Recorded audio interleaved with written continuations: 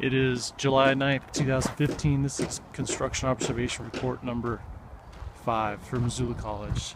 Alright, the guys are forming up for wall pour number 2. Starts on the north side.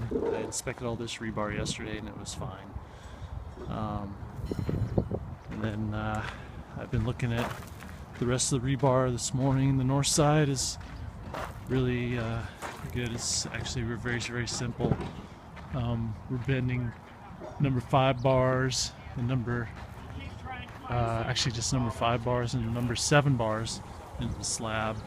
They have the proper quantities and the proper lengths of number 7s. All the pilasters looking good too.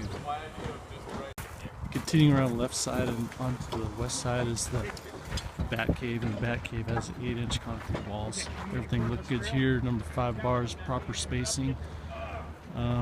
Only issue I found, which is I brought up to Aaron, is the lap splices at the footing. He's going to add number 5 bar there to get the proper lap splice on that. And this is the east side wall of the bat cave, which is very simple as well.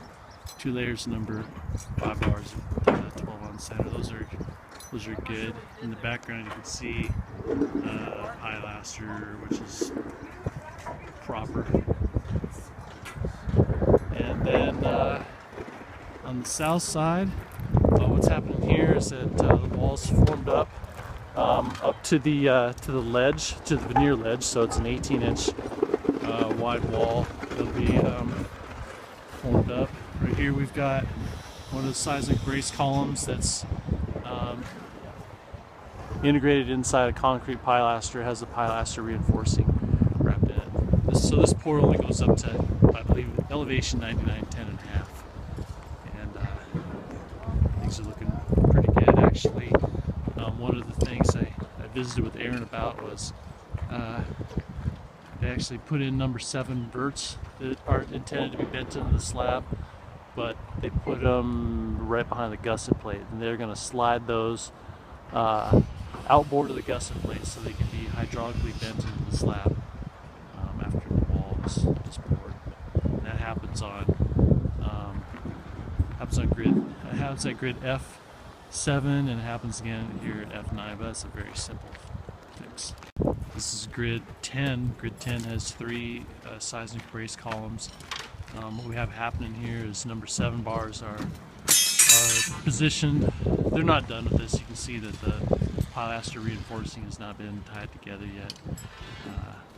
But they have put some number 7s right behind the gusset plate. Again, they're going to slide those outboard of the gusset plate and bend those into the slab. In this case here, column, this is F10.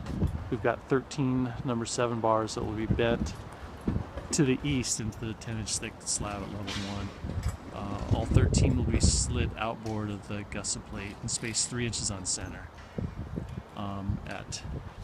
At grid H10, we've got 6 number 7 bars. They're behind, actually behind the base plate for the seismic brace, and those guys, well, I mean, there's openings right on either side of that column, so those number 7 bars have to be removed, and they will start at the top of the openings on either side of this column. So that will be placed in a different forming operation. And the same thing happens with the column in the corner. That's on grid that's grid J10. J10 bars, same thing. All of those will be slid north of the gusset plate, starting above the opening.